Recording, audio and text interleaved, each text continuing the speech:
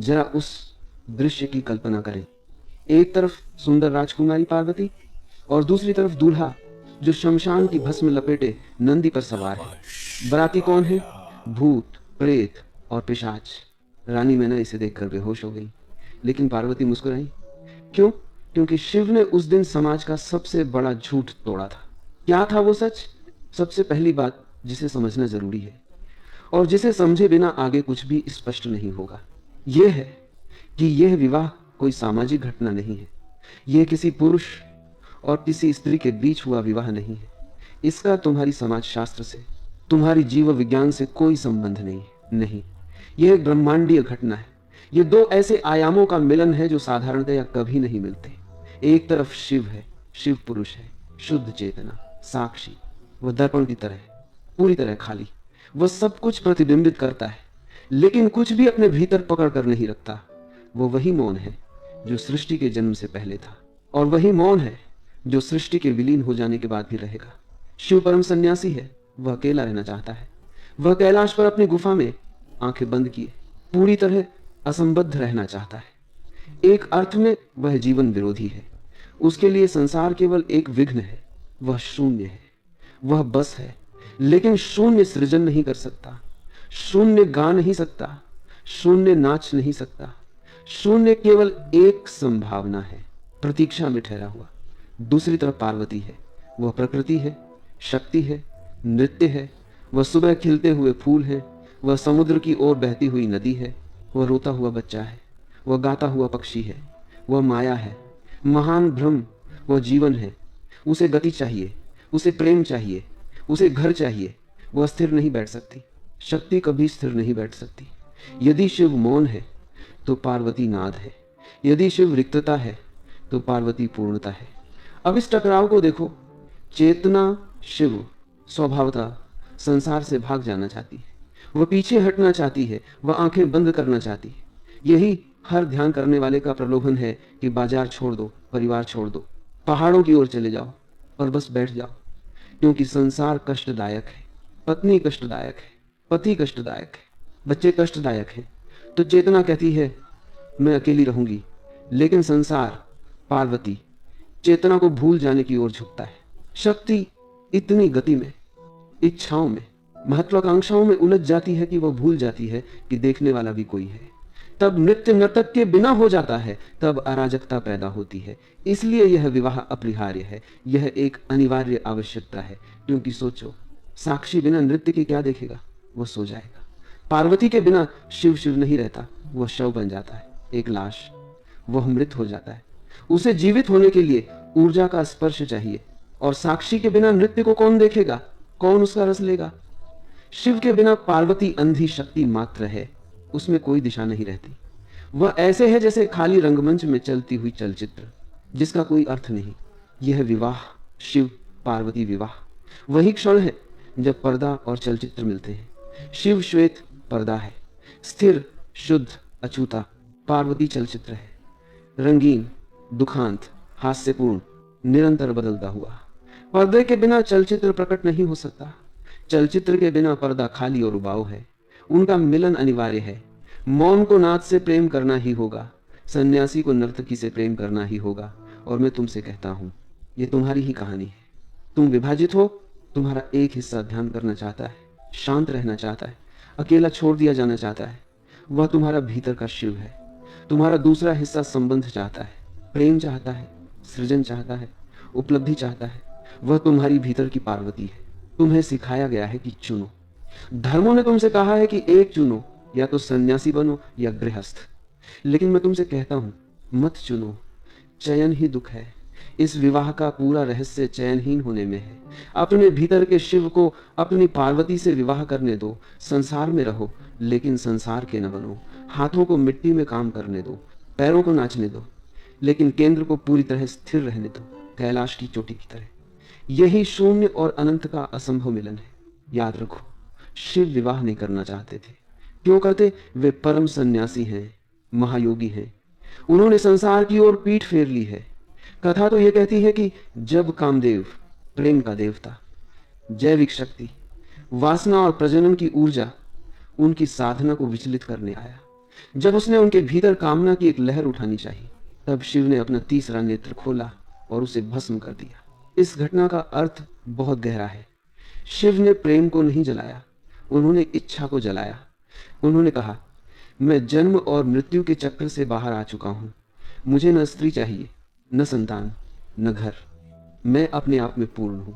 यही आध्यात्मिक अहंकार का सबसे बड़ा प्रलोभन है। जैसे ही तुम ध्यान करने लगते हो, जैसे ही मौन की थोड़ी सी झलक मिलती है, संसार अचानक मूर्ख प्रतीत होने लगता है। धन, बाजार, संबंध सब व्यर्थ दिखने लगते हैं। मन कहता है, इससे दूर भाग चलो, अस्तित्व का अविवाहित बन जाओ, शुद्ध रहो, अछूते रहो, प्रदूषित मत हो। शिव इसी अवस्था के प्रतीक हैं। वे कैलाश पर बैठे हैं, ठंडे, जमे हुए, दूर, अप्राप्य। वे पत्थर जैसे हो गए हैं और यहीं पार्वती प्रवेश करती है। पार्वती कोई साधारण सुंदर स्त्री नहीं है जो पति ढूंढ रही हो। ऐसा समझना कथा को बहुत सतही बना देना है। पार्वती प्रकृति है, जीवन की जिद है। वह देखती है कि शिव बहुत ठंडे हो गए। अगर चेतना बहुत देर तक गुफा में बंद रहे तो वह बर्फ बन जाती है। उसमें करुणा नहीं बचती, प्रवाह नहीं बचता। इसलिए वह निर्णय लेती है कि शिव को नीचे लाना होगा। लेकिन कैसे? जिसने कामदेव को जला दिया हो, उसे रूप, नृत्य या आभूषण से कैसे लुभाया जा सकता है? उसकी आंखें इन सब से बंद है। तब पार्वती कुछ अद्भुत करती है। वह तपस्या करती है। वह स्वयं सन्यासिनी बन जाती है। वह अपने राजसी वस्त्र त्याग देती है। वह भोजन छोड़ देती है। वह सूर्य की तपन में और हिम की ठंड में एक पैर पर खड़ी रहती है। वह इतना ताप उत्पन्न करती है कि शिव का आसन तक कंपने लगता है। वो जैसे कह रही है, तुम अपने मौन में छिपने की सोचते हो, तो मैं अपने ताप से उस मौन को चुनौती दूंगी। तुम जीवन से भागना चाहते हो, तो मैं जीवन को इतनी तीव्रता से तुम्हारे द्वार तक लाऊंगी कि तुम अनदेखा नहीं कर सकोगे। वह उन्हें आंखें खोलने के लिए विवश कर देती है। और यही महान रूपांतरण का क्षण है। शिव को समझ में आता है कि उनका संन्यास अधूरा था। संसार से भाग जाना आसान है, कोई भी डरपोक यह कर सकता है। गुफा में अकेले बैठकर शांत होना बहुत सस्ता है, क्योंकि वहां कोई विचलित करने वाला है ही नहीं। हिमालय में बैठा हुआ शांत व्यक्ति अपनी शांति का अधिकारी नहीं होता, वह केवल दूसरे की अनुपस्थिति में शांत होता है। पार्वती उन्हें चुनौती देती है। वह कहती है, अगर तुम्हारा मौन वास्तविक है तो वह नाच भी सकेगा। अगर तुम्हारी शांति सच्ची है तो वह हाथ थाम सकेगी, प्रेम कर सकेगी, संबंध में रह सकेगी। इसे मैं महान आकर्षण कहता हूँ। यह शरीर का आकर्षण नहीं है, ये आत्मा का आकर्षण है। पार्वती शिव को यह सिखा रही है कि साधु का अहंकार, ये धारणा कि मैं पवित्र हूं और संसार अपवित्र है, एक झूठ है। अगर ईश्वर ने संसार रचा है तो संसार अपवित्र कैसे हो सकता है? जब शिव अंततः विवाह के लिए सहमत होते हैं तो यह उनकी हार नहीं है, यह उनकी सबसे बड़ी विजय है। वे आसन से उतरते हैं। वे कहते हैं, मैं केवल पर्वत पर बैठा साक्षी नहीं रहूंगा, मैं घाटी में उतरूंगा, मैं मैला भी होऊंगा, मैं पिता बनूंगा, पति बनूंगा, प्रेमी बनूंगा। यहीं से वास्तविक अध्यात्म का जन्म होता है। पार्वती से विवाह से पहले शिव केवल भिक्षु है, विवाह के बाद वे गृहस्थ योगी बनते हैं। और मैं तुमसे कहता हूं, गृहस्थ योगी भिक्षु से कहीं श्रेष्ठ है, क्योंकि भिक्षु नाजुक होता है। एक हल्की सी आवाज उसकी शांति तोड़ सकती है। गृहस्थ योगी शोर में जीता है, बाजार में जीता है, रोते बच्चों के बीच जीता है, और फिर भी कैलाश की चोटी जितना मौन रहता है। यही बोध है कि वास्तव में आध्यात्मिक होने के लिए संसार छोड़ने की आवश्यकता नहीं है। आवश्यकता है हिमालय की गुणवत्ता को संसार में लाने की। आवश्यकता है सन्यासी और जीवन शक्ति के विवाह की। तुमने बहुत से विवाह देखे हैं। भारत में विवाह एक महान प्रदर्शन होता है, वह एक नाटक होता है। उस दिन तुम अपना सबसे सुंदर चेहरा दिखाते हो, अपने सबसे अच्छे वस्त्र पहनते हो, अपने सबसे कीमती आभूषण निकालते हो। जो कुछ भी कुरूप है उसे छुपा लेते हो। अपनी गरीबी छुपा लेते हो, अपना क्रोध छुपा लेते हो, अपनी पीड़ा छुपा लेते हो। एक दिन के लिए तुम राजा और रानी बनने का अभिनय करते हो। इसे मैं सामाजिक विवाह कहता हूँ। यह एक झूठ है। यह कब्र पर सजाया गया फूल है। भीतर मृत्यु है, बाहर सजावट है। लेकिन शिव सामाजिक व्यक्ति नहीं है, वे अस्तित्व की शक्ति है। और जब वे अपने विवाह के लिए आते हैं तो तुम्हारे तथाकथित सभ्य समाज के हर नियम को तोड़ देते हैं। जरा उस दृश्य की कल्पना करो। पार्वती राजकुमारी है, हिमालय के राजा की पुत्री। पूरा राज्य फूलों से सजा है, स्वर्ण से दमक रहा है। दीपों से जगमगा रहा है। सब दूल्हे की प्रतीक्षा कर रहे हैं। अपेक्षा है एक भव्य बारात की। हाथी होंगे, स्वर्ण रथ होंगे, सुंदर राजकुमार होंगे, मधुर संगीत होगा। और तभी शिव आते हैं। वे स्वर्ण रथ पर नहीं है, वे एक पुराने बैल नंदी पर सवार हैं। वे रेशम या हीरे नहीं पहने हैं, वे नग्न हैं और श्मशान की ताजी भस्म से लिपटे हुए हैं। उनके गले में गुलाबों की माला नहीं है, उनके गले में खोपड़ियों की माला है और जीवित सर्प लिपटे हैं। और उनके साथ न सैनिक है न वादक। उनकी बारात कौन है? भूत, प्रेत, पिशाच, विकृत आकृतियां। किसी का सिर नहीं है, किसी की आंखें पेट पर हैं। कोई लंगड़ा है, कोई अंधा है। वे नाच रहे हैं, चिल्ला रहे हैं, उन्मत्त है, जंगली है। पार्वती की माता रानी मैना महल की छत से यह दृश्य देखती है और मूर्छित हो जाती है। वे विश्वास नहीं कर पाती। यह दूल्हा है, मेरी सुंदर पुत्री इस पागल से विवाह करेगी, इस भिखारी से, इस भूतों के राजा से। लेकिन इसके पीछे छिपी मनोविज्ञान की गहराई को देखो। शिव एक घोषणा कर रहे हैं। वे कह रहे, मैं राम नहीं हूं। राम सामाजिक देवता है, वे नियमों का पालन करते हैं, वे कुरूप को छुपाते हैं। शिव पूर्णता के देवता हैं और अस्तित्व में सब कुछ है। अस्तित्व केवल फूल नहीं है, कांटे भी है। अस्तित्व केवल जीवन नहीं है, मृत्यु भी है। अस्तित्व केवल देवता नहीं है, भूत भी है। शिव अपने विवाह में पूरे अस्तित्व को लेकर आते हैं। वे कुछ भी पीछे नहीं छोड़ते। वे पार्वती से कह रहे हैं, यदि तुम मुझसे विवाह करना चाहती हो तो तुम मेरे केवल सुंदर पक्ष को नहीं चुन सकती।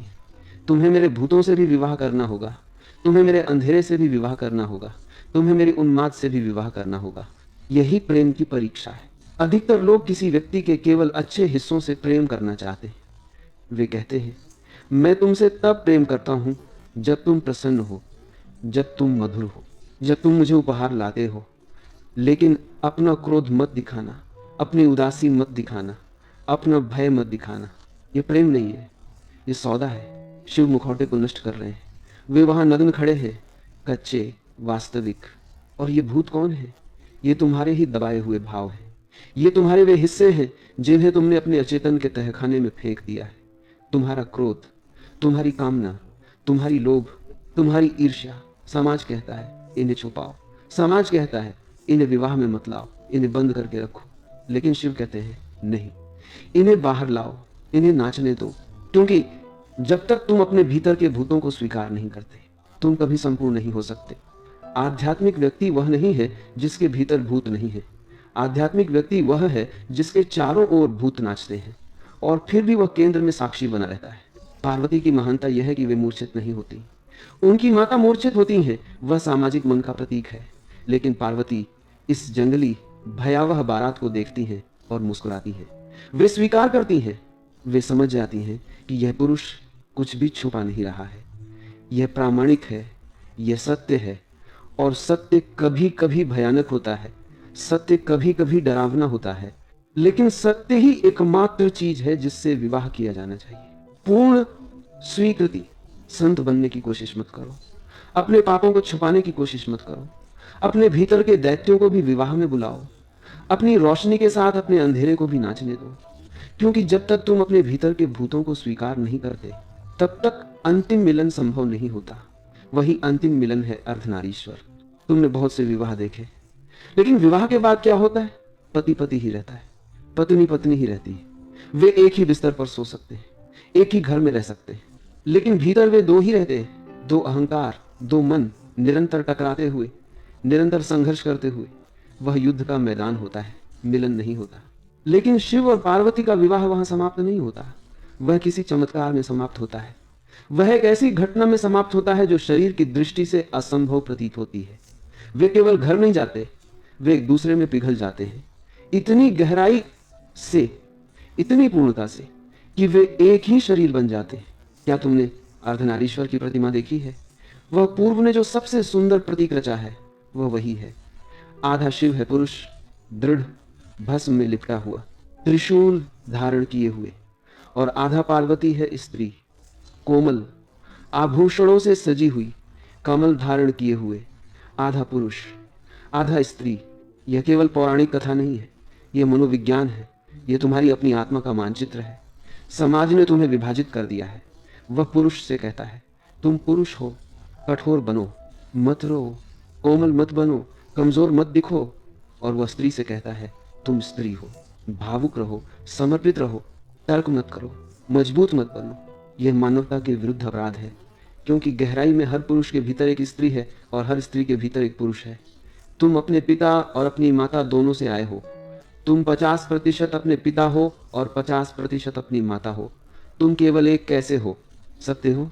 यदि तुम केवल पुरुष हो तो तुम चट्टान की तरह कठोर हो जाओगे। तुम्हारे भीतर तर्क होगा, गणित होगा, आक्रमण होगा, सूर्य की ऊर्जा होगी। लेकिन तुम जीवन की कविता से वंचित रह जाओगे, करुणा खो दोगे, तुम एक सूखा मरुस्थल बन जाओगे। यदि तुम केवल स्त्री हो तो तुम फूल की तरह कोमल हो जाओगे।